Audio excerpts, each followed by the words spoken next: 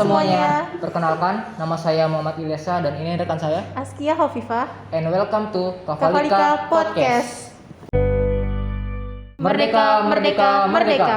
Tidak terasa sudah 76 tahun negeri kita Indonesia telah terbebas dari penjajah, di mana banyak sekali momentum-momentum bersejarah yang membuat negeri kita kaya akan sejarah dan juga tahu bagaimana kilas balik dan juga pengorbanan dari para pahlawan untuk memerdekakan negeri kita ini.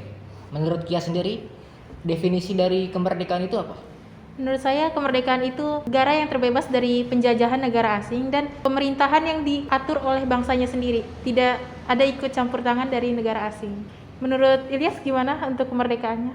Menurut saya sendiri, definisi dari kemerdekaan itu tidak jauh beda dengan Kia yang telah utarakan, di mana kemerdekaan itu terbebas dari belenggu penjajah dan juga merdeka dari segi kepemerintahan, politik, ekonomi, sosial, ataupun aspek lainnya. Agar juga pribumi kita tidak selalu sengsara, di mana para penjajah yang hanya bisa mengucap janji manis saja, tetapi di balik itu semua ada adu domba dan juga membuat pribumi kita semakin menderita. Nah, kali ini kita tidak membahas kilas balik kemerdekaan cuma berdua aja nih, tetapi kita juga telah kedatangan narasumber yaitu Bu Rahma dan juga Bu Elsa Sebagai guru PKN di SMK Negeri 29 Jakarta. Halo Sobat Kavalika. Bagaimana kabar Bu Rahma dan juga Bu Elsa? Alhamdulillah baik. Kalau Ilyasa sama Askia sendiri gimana kabarnya? Alhamdulillah baik. Di masa pandemi seperti ini, kira-kira hambatan apa yang sering Ibu Elsa dan juga Bu Rahma alami dalam proses belajar mengajar?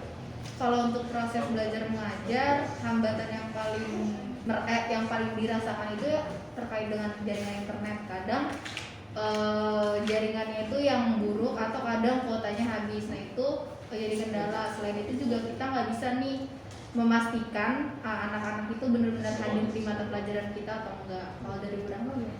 Kalau dari ini sendiri, hambatan yang paling terasa itu jadi tidak bisa memaksimalkan untuk menyampaikan materi, karena seperti yang Ibu Elsa bilang tadi, kita tidak bisa memastikan apakah anak itu ikut pembelajaran kita karena tadi adanya gangguan dari sinyal atau enggak jaringan. Nah, kalau dari Ilyasa dan Astia sendiri, apa sih hambatan yang kalian rasakan dalam kegiatan belajar ini? Kalau untuk saya, aspek terbesar dalam hambatan pembelajaran adalah kurangnya pemahaman materi serta penelaahan materi, di mana banyak sekali mata pelajaran yang diharuskan untuk praktek atau terjun ke lapangan, namun membuat kita harus dilakukan secara online, dan itu yang membuat banyak dan juga bukan hanya saya tetapi merasakan dampak. Mungkin kalau dari dia sendiri apa? Kalau dari saya ya poin Ilyasa udah benar, tapi materi-materi yang diberikan guru tuh kurang nyampe gitu ke anak murid, jadi kurang paham gitu aja sih. Nah, untuk kali ini kita telah mendatangkan Bu Elsa dan juga Bu Rahma selaku narasumber untuk membahas kilas balik dari kemerdekaan itu sendiri. Di mana yang kita tahu sebelum prosesi kemerdekaan terdapat pembentukan BPU PKI dan juga PPKI. Untuk pembentukan BPU PKI serta PPKI itu menurut Bu Rahma dan juga Bu Elsa, tujuan dibentuknya itu apa? Kalau dari BPU PKI sendiri, seperti yang kita ketahui, BPU PKI merupakan yang bentuk itu Jepang. Nah, Jepang bertujuan untuk menarik simpati rakyat Indonesia agar bisa membantu Jepang untuk melawan sekutu, karena pada saat itu kekuatan Jepang sedang melemah. Jadi Jepang membuat BPU PKI dengan tujuan menarik simpati rakyat Indonesia. Yang kedua adalah untuk mempelajari atau menyelidiki nih bagaimana sih pembentukan sebuah negara, diantaranya yaitu mempelajari tentang tata pemerintahan dari sebuah negara. Gitu. Kalau PPKI gimana Bu Elsa? Lalu selanjutnya setelah BPU PKI itu bubar, dibentuklah PPKI. Nah, tujuannya itu apa? Tujuannya itu untuk melanjutkan tugas-tugas dari BPU PKI untuk mempersiapkan kemerdekaan Indonesia. Lalu selanjutnya juga untuk membuat struktur kenegaraannya nih dari negara Indonesia juga. Oh, berarti tujuan awal dari pembentukan BPU PKI dan juga PPKI itu selaras ya, di mana membuat kita itu membuat para pribumi agar bersimpati kepada organisasi tersebut. Namun seiringnya waktu banyak kendala-kendala di Jepang yang membuat sekutu itu menyerang Jepang. Nah, kira-kira Hal-hal apa sih yang buat ada peluang gitu untuk Indonesia merdeka?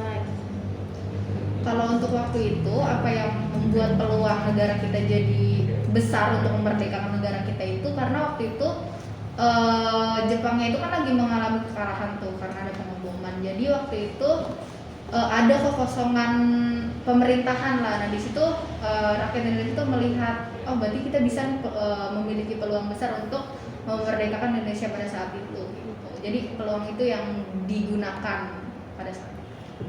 Setelah itu kan terdapat peristiwa yang tak kalah bersejarah di mana golongan muda dan juga golongan tua itu berseteru yang terjadi pro dan kontra untuk kemerdekaan, di mana golongan muda itu ingin kemerdekaan itu dipercepat karena Jepang menjanjikan pada tanggal 24 Agustus. Namun golongan muda itu takut bahwa Jepang nanti mempengaruhi para golongan tua. Nah, kira-kira untuk dari golongan tua itu sendiri, Untuk golongan tua, mereka maunya kemerdekaan Indonesia itu di bawah naungan PPKI. Jadi tetap ikut tanggal 24 Agustus. setelah terjadi pro kontra itu terdapat peristiwa di mana penculikan Soekarno-Hatta. Kira-kira peristiwa itu disebut peristiwa apa dan kenapa itu bisa terjadi? Nah, peristiwa penculikan tersebut dinamakan peristiwa Rengas Dengklok. Kenapa dinamakan Rengas Dengklok? Karena golongan muda ini menculik Bung Karno dan Bung Hatta ke suatu daerah di Karawang, Jawa Barat yang bernama Rengas Dengklok. Jadi peristiwa tersebut dinamakan Rengas Dengklok. Nah, kenapa golongan muda ini melakukan hal tersebut? Karena untuk mendesak Bung Karno dan Bung Hatta mempercepat proklamasi kemerdekaan Indonesia. Nah, dari peristiwa tersebut, bagaimana sih Bu hasil kesepakatan dari golongan muda dan golongan tua? Nah, dari peristiwa Rengas Dengklok tersebut terdapat kesepakatan antara golongan tua yang diwakili oleh Bung Karno, Bung Hatta dan Mr. Ahmad Subarjo dengan golongan muda ini tentang kapan sih proklamasi ini akan dilaksanakan, terutama setelah Jepang mengalami kekalahan dalam Perang Pasifik.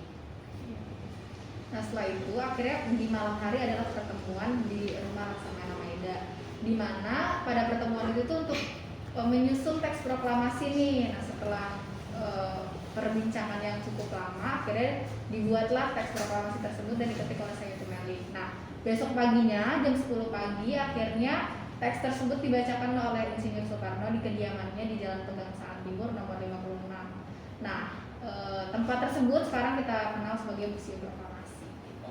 Jadi sejarah dari kelas balik singkat untuk kemerdekaan Indonesia itu sendiri, mulai dari momentum pentingnya dan juga prosesnya kurang lebih seperti itu ya.